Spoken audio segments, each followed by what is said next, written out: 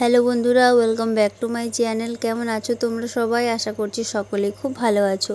শুভ সকাল সবাইকে। আজকেও তোমাদের জন্য প্রতিদিনের মতো একটা রেসিপি নিয়ে চলে এসেছি। আজকে দেখাবো বন্ধুরা একদম ঘরোয়া পদ্ধতিতে খাজা বানিয়ে।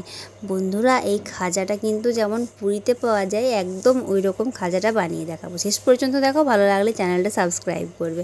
এই দেখো, প্রথমেই নিয়েছি ময়দার মধ্যে দিয়ে দিলাম ঘি। এরপর এই ঘিটা দিয়ে আমি ভালো করে ময়দাটা মেখে নেব।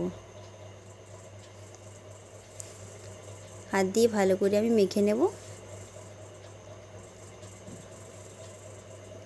একদম যেন মুঠো মুঠো হয়ে যায় সেই রকমভাবে ময়দাটা মাখতে হবে।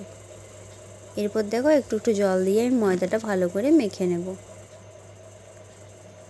হালকা একটু জল দিয়ে দিয়ে মাখতে হবে, একবারে দিলে কিন্তু বেশি হয়ে যাবে। এই দেখো লেচি বানিয়ে নিয়েছি। একটা লেচি নিয়ে এরপর আমি বেলে নেব। রুটির মতো বড় করে এটাকে আমি বেলে নেব। এই দেখো একটা বেলা হয়ে গেছে। এইখানে দেখো বন্ধুরা, আমি ময়দা আর সাদা তেল একসাথে মিশিয়ে রেখেছিলাম, সেটা কিন্তু এই রুটিটার উপর ভালো করে দিয়ে দিলাম। তারপর আবার ওপর থেকে গুঁড়ো ময়দা দিয়ে দিলাম। একটা রুটি বসিয়ে দিলাম, আবারও একটা বেলে আবারও দিয়ে দিলাম ওই মিশ্রণটা।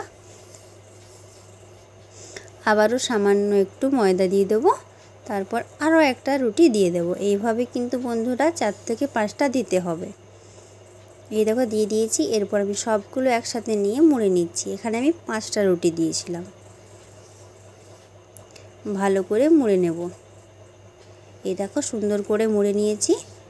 এরপর বন্ধুরা আমি এটা কেটে নেব। এই দেখো ওটা কেটে আমি বাদ দিয়ে দেব।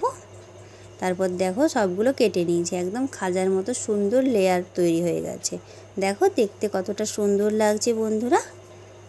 এরপর তেলের মধ্যে একটা একটা করে খাজাগুলোকে আমি ছেড়ে দেবো। এই দেখো ছেড়ে দিলাম। কিছুক্ষণ অপেক্ষা করবো যাতে এগুলো ভাজা হয়ে যায়।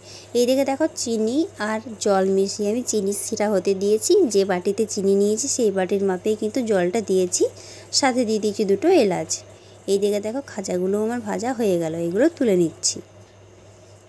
এগুলো তুলে নিলাম। এরপর বাকি যেগুলো আছে সেগুলো কিন্তু আবারও দিয়ে দেবো একটা একটা করে। এইভাবে সবগুলো ভেজে তুলে নেব। এই দেখো চিনির শিরার মধ্যে আমি এটাকে এরপর দিয়ে দিলাম।